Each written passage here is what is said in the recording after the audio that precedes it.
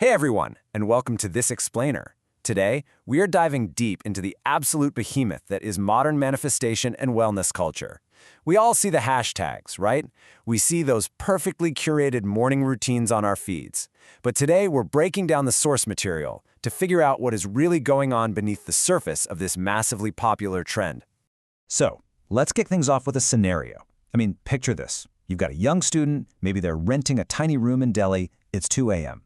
Beside them is just this towering stack of textbooks. Their phone is constantly buzzing with Telegram groups arguing over last attempt exam strategies, all while Instagram is showing their friends celebrating admissions to fancy foreign universities. The weight of parental expectations is absolutely crushing. They are totally exhausted, afraid, and just mentally overwhelmed. And right there, sitting in the dark, they open up their phone. The algorithm, almost like it literally senses this unbearable reality, this collective modern anxiety, just swoops in. It delivers this seductive, deeply comforting message right to their screen, a total lifeline, perfectly packaged for a moment of extreme vulnerability. Manifest your dream life. The universe rewards aligned energy. You're just one vibration away from absolute abundance. We've all seen these, right? And look, when reality gets that heavy, a message like that feels exactly like therapy. But looking at the source analysis, we really have to ask a foundational question. Is this industry actually curing our modern collective anxiety, or is it just monetizing it? Are we essentially being taught that all our structural, real-world suffering is just a failure of our own personal energy? Section 1. Capitalism's Spiritual Customer Care. Okay, to really wrap our heads around this, we've got to zoom out from that one exhausted student. We need to look at the macroeconomics of what the source material brilliantly calls modern capitalism's spiritual customer care department. This isn't just some fringe internet hobby. The global wellness economy is an absolute titan. We are talking about an industry currently valued at $6.8 trillion. And honestly, it's projected to hit $10 trillion really soon. That is a massive, massive financial engine. So what makes up this $6.8 trillion? Well, they aren't just selling harmless little morning affirmations. It is a whole cultural ecosystem. You've got self-help coaching, digital healing workshops, luxury retreats, and, this one's my favorite, the promise of a billionaire mindset. Which, let's be real, is kind of ironic when they're charging you $3,000 just to learn how to think like one. You see influencers flaunting luxury apartments and perfect beach sunsets, projecting this idea that their lifestyle was spiritually earned. But in reality, that lifestyle was bought by selling this exact spirituality to millions of viewers. And the source material really hits the nail on the head as to why this works so incredibly well. Modern life is just downright exhausting. We've got an entire generation dealing with unstable jobs, wild housing markets, crushing debt, and climate anxiety. Trust in traditional institutions is basically plummeting. So this industry steps right into that exact void. They're selling emotional regulation and a portable sense of control to a totally burnt-out generation.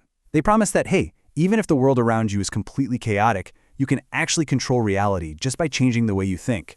Section 2. Individual Solutions versus Structural Realities. Now, this is where the sociological critique gets super interesting. The real magic trick, the core ideological trick of the manifestation industry, is how it shifts the focus 100% onto you, the individual. It's an ideological substitution. When people face huge systemic crises like terrible labor conditions or massive social inequality, the solution offered here is wildly individualized. Just fix your mindset, fix your frequency. It's basically saying, hey, your struggle? It's a personal alignment issue, not a structural failure. So instead of organizing and tackling reality head-on, manifestation acts as the ultimate psychological flight. And the analysis really highlights the true cost of that flight. Just look at what gets emphasized versus what gets completely erased. By packing a 20-second reel full of talk about personal energy and internal alignment, the narrative conveniently makes massive societal realities just poof, vanish. Things like class, caste, gender inequality, racial discrimination, and historical injustice are totally scrubbed from the conversation. To really test this logic, the source material asks a pretty stark question. If just thinking positive actually changed physical reality, well, systemic suffering wouldn't exist. Children born into poverty definitely aren't manifesting poverty, right? A woman facing workplace sexism isn't manifesting patriarchy. Marginalized groups aren't manifesting discrimination, and unemployed grads sure aren't manifesting joblessness. These are very real, very structural, institutional realities. They're absolutely not failures of someone's personal vibration. Section 3. The Toxic Positivity Trap. All right, this brings us to one of the darker sociological consequences of this whole culture. It's how this ecosystem of endless optimism actually ends up protecting broken, asymmetrical systems. The analysis cites author Barbara Ehrenreich here, who points out a phenomenon called toxic positivity. Basically, when citizens get totally reasonably angry about, say, a bad economy or crushing debt, the industry just shuts them down. It labels their perfectly valid political critique as negative energy. Outrage, that's negativity. Critique, negativity. You're basically told your only job is to just be unconditionally positive, which, honestly, is a pretty reckless kind of optimism. The source even points out that it was this exact kind of blind optimism that helped lead to the 2008 financial crash. Crazy, right? And, if you buy into it, you risk falling into this vicious psychological loop. The source breaks down this cycle of self-blame so perfectly, it functions almost like rigged astrology. Check this out. An influencer promises abundance. You try their method. Now, if by some wild chance you succeed, boom, the influencer's method gets all the credit. But if it fails, if you don't get that job or that wealth, well, you're told you just didn't manifest hard enough. Your frequency was simply too low. It is a masterclass in repackaging systemic failure as personal failure, leaving people to deeply, deeply blame themselves. This is where sociologists like Theodore Adorno, who talked about the culture industry, and Mark Fisher become incredibly relevant. Fisher actually coined this term, capitalist realism. It's the idea that the modern system is at its absolute strongest when people lose the ability to even imagine a structural alternative.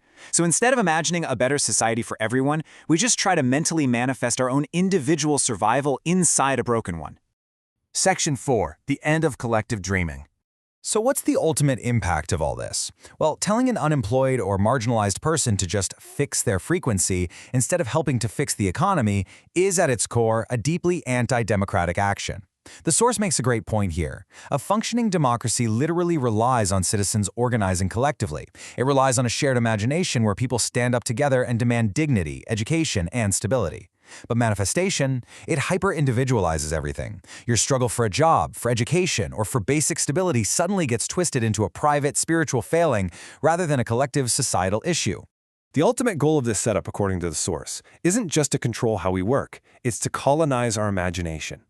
By spiritualizing our structural suffering, it turns exhausted, anxious citizens into endless, self-correcting consumers. We just keep buying the next journal, the next workshop, the next retreat, just desperately hoping to finally fix our vibration. Now let me be super clear, and the source material is quick to emphasize this too. Having hope is absolutely not a bad thing. As the renowned poet Avatar Singh Pash so profoundly put it, the most dangerous thing is the death of dreams. There is literally no harm in maintaining hope, building your confidence, and fostering mental resilience. Honestly, we need those things just to survive. But here is the critical distinction. We have to protect our collective dreams from an industry that is built entirely on monetizing our insecurities. We just can't let an algorithm or some self-proclaimed abundance coach dictate what we dream about. Especially when those dreams are really just packaged consumer aesthetics disguised as spiritual alignment. So, as we wrap up this explainer, I want to leave you with one really critical, provocative thought to chew on today. Look closely at what you are manifesting. Ask yourself, are your visions for the future authentically yours? Or are they a beautifully packaged aesthetic meticulously sold to you by a multi-trillion-dollar industry? Keep dreaming, for sure. Just make absolutely certain those dreams belong to you.